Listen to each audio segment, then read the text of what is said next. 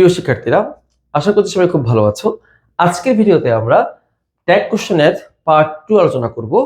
গত ভিডিওতে আমরা ট্যাগ কোশ্চেনের বেসিক যে অংশগুলো আছে, যে ট্যাগ কোশ্চেনটা কোত্থেকে আসছে, কিভাবে ট্যাগ কোশ্চেনগুলো কাজ করে, কিভাবে হয়, সবকিছু আমরা আলোচনা করেছিলাম। আজকে আমরা একটু অ্যাডভান্স পড়াশোনা করব, অর্থাৎ পরীক্ষায় আমাদের যে ব্যতিক্রম নিয়মগুলো আসে সেগুলো নিয়ে আজকে আমরা আলোচনা করব। সো ইনশাআল্লাহ সবাই সাথে থাকো।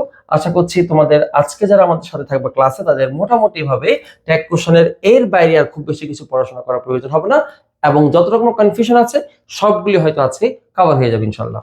সো প্রথমে আমরা যে 1 নম্বর নিয়মটা পড়বো আজকে, সেই নিয়মটা হচ্ছে দেয়ার এবং ইট এই দুটো যদি স্টেটমেন্টের সাবজেক্টে থাকে, অর্থাৎ এই যেটা একটা স্টেটমেন্ট আমরা জানি, সো এখানে যদি দেয়ার বা ইট থাকে, দেয়ার বা ইট যদি এখানে থাকে, তাহলে ট্যাগের সাবজেক্ট হিসেবে এগুলাই বসবে। ট্যাগ অংশের যে সাবজেক্ট, এখানে ইটটাই বসবে এবং দেয়ারটাই বসবে, রাইট? সো এটা হচ্ছে বিষয়। অর্থাৎ ইট এবং দেয়ারের ক্ষেত্রে আমাদের প্রোনাউন পরিবর্তন করার প্রয়োজন নাই। সো এটা গেল আমাদের 1 নম্বর নিয়ম। এবার আসলে 2 নম্বর নিয়মে কি আছে? উইশ থাকলে ডোন্ট আই ট্যাগ কোশ্চেন হবে। যত রকমের উইশ আছে, যেমন happy birthday, happy new year, good morning, good evening, এই টাইপের যত রকমের উইশ আছে, সবগুলো উইশ, আসসালামু আলাইকুম থেকে শুরু করে সবগুলোর ক্ষেত্রে অ্যানসারটা তুমি চোখ বন্ধ করে ডোন্ট আই দিয়ে দিবা। ডোন্ট আই, ঠিক আছে? যেমন দেখো যে good morning, don't I, thank you, don't I, ঠিক আছে? সো যাই থাকুক, যদি উইশ থাকে অ্যানসারটা হবে ডোন্ট আই। নেক্সট নাম্বার 3 দেখো। এরপর নাম্বার 3 তে খেয়াল করো যে ইম্পারেটিভ সেন্টেন্সের ট্যাগ সবসময় হবে উইল ইউ। চোখ বন্ধ করে ইম্পারেটিভ সেন্টেন্স দেখলেই তুমি অ্যানসারটা উইল ইউ দিয়ে দিবা, ঠিক আছে? এখন প্রশ্ন হচ্ছে ইম্পারেটিভ সেন্টেন্স কোনগুলা? দেখো বলতেছি, দেখো do the work, let him talk, don't go, and please help me. খেয়াল করো সবগুলো সেন্টেন্স ভার্ব দিয়ে শুরু হয়েছে, সবগুলো ভার্ব দিয়ে শুরু হয়েছে। দ্যাট মিন্স ইম্পারেটিভ সেন্টেন্স সবসময় ভার্ব দ্বারা শুরু হয়, এটা একটু মনে রাখবা, ঠিক আছে? তো যদি তুমি দেখো যে কোন একটা সেন্টেন্স শুরুতে ভার্ব আছে, তাহলে সেটা ইম্পারেটিভ সেন্টেন্স। আর এটা ট্যাগ কোশ্চেন, তুমি চোখ বন্ধ করে অলওয়েজ উইল ইউ দিয়ে দিবা, এর বাইরে কিছু চিন্তা করার দরকার নাই। একটু তোমাদের জেনে থাকার জন্য বলছি, সেটা হচ্ছে উইল ইউ যেমন কারেক্ট অ্যান্সার, ওন্ট ইউ এটাও কিন্তু কারেক্ট, ঠিক আছে? সো দুটাই কারেক্ট। ইম্পারেটিভ সেন্টেন্সের ট্যাগের অ্যান্সার হিসেবে উইল ইউ কারেক্ট এবং ওন্ট ইউ এটাও কারেক্ট, ঠিক আছে? এখানে অ্যাফার্মেটিভ হোক, নেগেটিভ হোক, যাই হোক বাক্যটা, অলওয়েজ দুটাই কিন্তু কারেক্ট। কিন্তু আমরা অ্যান্সার করব সবসময় কে উইল ইউটা। কেন? বিকজ আমরা নেগেটিভ অ্যান্সারটাকে অ্যাভয়েড করব, সে কারণে। সো মানে অ্যান্সার করার ক্ষেত্রে নেগেটিভ অ্যান্সারগুলোকে অ্যাভয়েড করা হয়, হ্যাঁ, সে কারণে আমরা অলওয়েজ উইল ইউ অ্যাফার্মেটিভ অ্যান্সারটাই সবসময় নিব আমরা, ঠিক আছে? সো এই হচ্ছে ব্যাপার। এরপর নাম্বার 4, সরি, এখানে একটা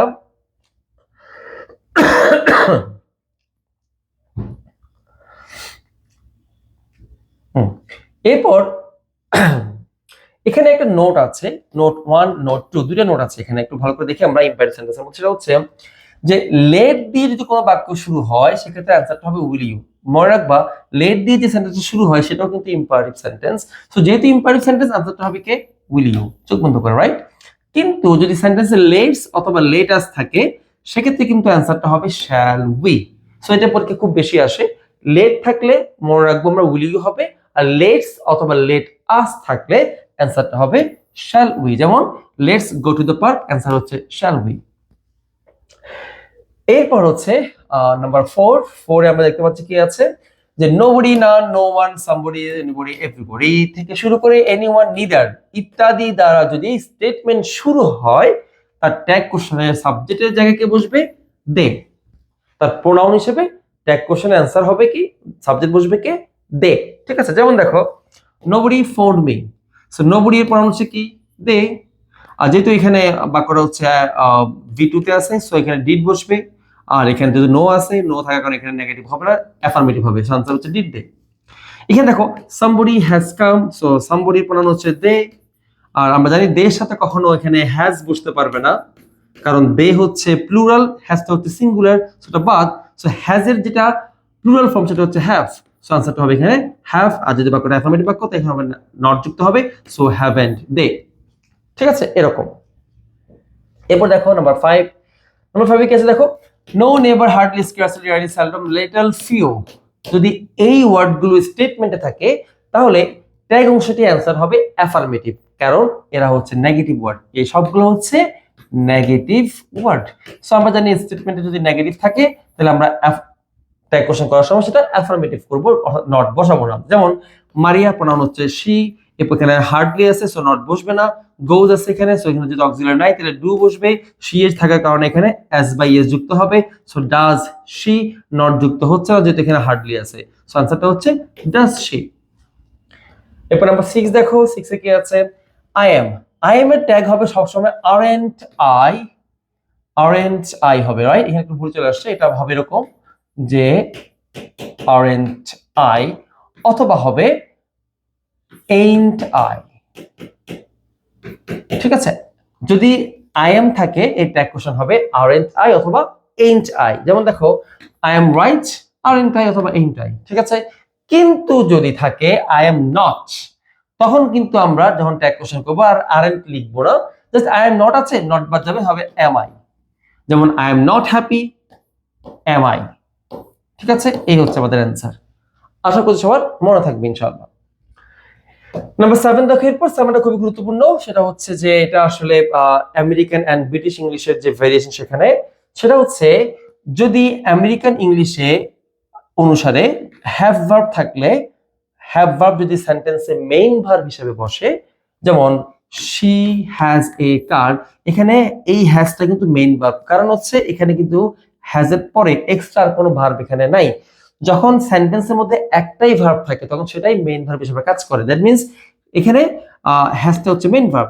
সো আমেরিকান ইংলিশ অনুসারে, আমেরিকান গ্রামার অনুসারে যদি এখানে অক্সিলারি ভার্ব হ্যাভ হ্যাজ যদি এখানে মেইন ভার্ব হিসেবে বসে, তাহলে আমরা ডু ডিড ডাজ ব্যবহার করব, ঠিক আছে? Tag question do did does ব্যবহার করব, সেই হিসেবে অ্যানসারটা হচ্ছে doesn't she, she has a car, অ্যানসারটা হচ্ছে ডাজন্ট শি। সেম ভাবে ইউ হ্যাভ টু চিলড্রেন, অ্যানসারটা হচ্ছে ডোন্ট ইউ। এটা হচ্ছে আমেরিকান ইংলিশ অনুসারে। কিন্তু যদি ব্রিটিশ ইংলিশের দিকে তাকাই আমরা, সেক্ষেত্রে আমরা দেখবো যে ডু ডিড ডাজ ব্যবহার হয় না, এখানে জাস্ট যেটা হয় সেটা হচ্ছে শি হ্যাজ এ কার, অ্যানসারটা হবে hasn't she, hasn't she. Same ভাবে ইউ হ্যাভ টু চিলড্রেন, অ্যানসারটা হবে হ্যাভেন্ট ইউ। সো এখানে হ্যাজ এবং হ্যাভ এরাই অক্সিলারি ভার্ব হিসেবে ট্যাগ অংশে ব্যবহার হয়। সো আশা করছি তোমাদের অনেকের এটা নিয়ে কনফিউশন আছে, মানে বইতে একবার আনসার দেওয়া থাকে হ্যাজন্ট শি, একবার আনসার দেওয়া থাকে ডাজন্ট শি। সো কেন দেওয়া থাকে আশা করছি ব্যাপারটা আমরা এখন বুঝতে পেরেছি, দুটাই কিন্তু কারেক্ট, তুমি যে করে ইউজ করতে পারবে, কোনো সমস্যা নাই।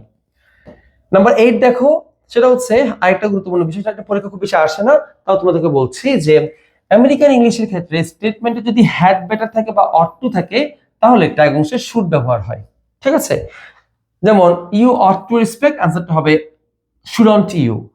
ইউ হ্যাড বেটার, আনসারটা হবে শুডন্ট ইউ, ঠিক আছে? কিন্তু ব্রিটিশ ইংলিশের ক্ষেত্রে আনসারটা হবে অটন্ট ইউ এবং হ্যাডন্ট ইউ।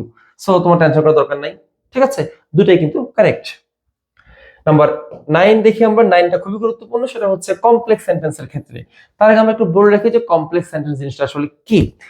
কমপ্লেক্স হচ্ছে যে এমন একটা সেন্টেন্স যেখানে দুইটা ক্লজ থাকে। ক্লজ মানে হচ্ছে একটা সাবজেক্ট থাকে, একটা ভার্ব থাকে, একটা সাবজেক্ট একটা ভার্ব, এবং এই দুইটা ক্লজ যুক্ত হয় একটা কনজাংশন দ্বারা, রাইট?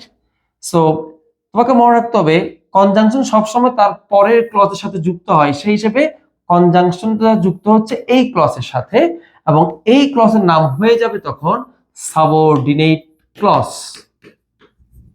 রাইট?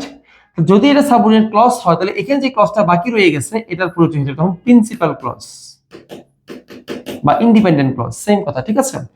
এখন ট্যাগ কোশ্চেনের নিয়ম হচ্ছে যে কমপ্লেক্স সেন্টেন্সে সব সময় প্রিন্সিপাল ক্লজ অনুসারে কি হবে, ট্যাগ কোশ্চেনটার অ্যানসারটা হবে। যেমন দেখো if you study regularly you will succeed. So এখানে ইফ হচ্ছে কনজাংশন, কনজাংশনের পরে এই ক্লজটা আছে, এই ক্লজটা হচ্ছে এখানে সাবঅর্ডিনেট ক্লজ, তাহলে প্রিন্সিপাল ক্লজ হচ্ছে এখানে ইউ উইল সাকসিড, এই ক্লজটা প্রিন্সিপাল ক্লজ, তাহলে এটা অ্যানসারটা হবে এই ক্লজটা অনুসারে। সেখানে সাবজেক্ট হচ্ছে ইউ, তাই এখানে ইউ বসলো, এখানে আছে উইথ, এখানে ওন্ট বসলো, ক্লিয়ার? সেম ভাবে তোমরা এটা দেখো, what I said was true. So এখানে হোয়াট হচ্ছে কনজাংশন, তাহলে এর পরে ক্লজ হচ্ছে আই সেড, এটা হচ্ছে সাবজেক্ট ভার্ব, সো এটা একটা ক্লজ, এই ক্লজের নাম হচ্ছে সাবঅর্ডিনেট ক্লজ। আর এটা তাহলে ওয়াজ ট্রুটা হচ্ছে প্রিন্সিপাল ক্লজ, কিন্তু এখানে সমস্যাটা হয়েছে কি ওয়াজটা হচ্ছে ভার্ব, ভার্ব আছে কিন্তু সাবজেক্ট নাই। যেহেতু সাবজেক্ট নাই আমরা এটা একটু তোমাদেরকে একটু বলে রাখি যে এখানে ওয়াজের সাবজেক্ট হচ্ছে এটা পুরোটা, হোয়াট আই সেড এটা পুরোটাই হচ্ছে ওয়াজের ক্ষেত্রে ওয়াজের জন্য সাবজেক্ট, সেই হিসেবে আমরা হোয়াট আই সেড এর প্রনাউন হিসেবে আমরা কি লিখবো? ইট লিখতে পারি, রাইট? সো তাহলে ইট আর এখানে ওয়াজ আছে, তাহলে আনসারটা হবে ওয়াজন্ট ইট। এবার আসো, একটা ব্যতিক্রম নিয়ম আছে এখানে, এটা খুবই খুবই গুরুত্বপূর্ণ, সবাই খুবই কনফিউজড হয়। সেটা হচ্ছে কমপ্লেক্স সেন্টেন্সের ক্ষেত্রে যদি প্রিন্সিপাল ক্লজ আমরা দেখি, সাবজেক্ট ভার্ব হিসেবে হোপ আছে, হোপ, থিঙ্ক, বিলিভ বা নো, এই চারটি ভার্ব থাকে। এবং এদের সাবজেক্ট হিসেবে যদি আমরা দেখি ফার্স্ট পারসন অর্থাৎ আই অথবা উই থাকে, তবে কিন্তু প্রিন্সিপাল ক্লজ অনুসারে একটা কোশ্চেন হবে না, হবে সাবঅর্ডিনেট ক্লজ অনুসারে।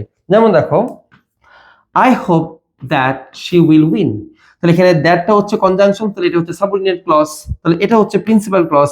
কিন্তু আমরা বলছি কি যে প্রিন্সিপাল ক্লজে যদি হোপ, থিঙ্ক এরা থাকে, তাহলে এখানে হোপ আছে এবং সাবজেক্ট হিসেবে কি আছে? আই আছে, তাই না? এই যেখানে আই আছে। যদি এরকম হয় সেক্ষেত্রে এই অংশটা অনুসারে, অর্থাৎ এই অংশটা অনুসারে ট্যাগ কোশ্চেন হবে না, হবে এই অংশটা অনুসারে। তাহলে আনসারটা কি দাঁড়াচ্ছে? আনসার দাঁড়াচ্ছে she will win won't she, right? Won't she হচ্ছে অ্যান্সার। সেম ভাবে দেখো, I think you have seen this, so এখানে এখানে মনে মনে একটা কি আছে? দ্যাট আছে, রাইট? সো দ্যাট মানে হচ্ছে এই ক্লজটা হচ্ছে কি আমার সাবঅর্ডিনেট ক্লজ, তাহলে এখানে এটা হচ্ছে প্রিন্সিপাল ক্লজ। নিয়ম অনুসারে এটা অনুসারে একটা কিছু হওয়ার কথা ছিল, কিন্তু সমস্যাটা হচ্ছে এখানে ভার্ব হিসেবে থিঙ্ক আছে এবং সাবজেক্টের জায়গায় আই আছে। এই কারণে আমরা এই অংশটুকু দিয়ে ট্যাগ কোশ্চেন করব না, আমরা করব এই অংশ অনুসারে। সো অ্যান্সারটা হবে কি ইউ হ্যাভ, হ্যাভেন্ট ইউ। ঠিক আছে? সো এই হচ্ছে আমাদের কমপ্লেক্স সেন্টেন্সের ট্যাগ কোশ্চেনের ব্যতিক্রম ব্যাপারটা। সব অনেক স্টুডেন্টের আছে যারা এই অংশ নিয়ে খুব বেশি কনফিউশনে থাকে।